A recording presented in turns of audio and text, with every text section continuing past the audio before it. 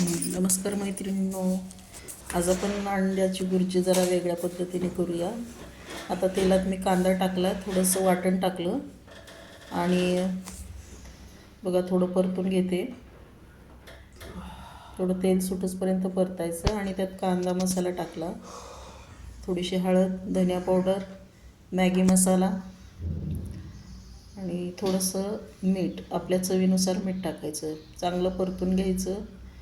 पुन्हा त्यामध्ये तेल सुटूसपर्यंत बघा मी परतून घेतलं आहे छान. आता त्यामध्ये अंडे किसून टाकायचे, तुम्हाला जेवढे हवे तेवढे. आमच्या घरात फक्त माझे मिस्टर आणि माझा मुलगाच खातो, त्यामुळे मी 3 अंड्याची केली आहे. तुम्हाला जितकी लागेल तशी करायची. फार छान लागत असेल, कारण मी अंडे खात नाही, त्यामुळे माझ्या मुलाला हे सगळे प्रकार आवडतात, त्यासाठी करावं लागतं.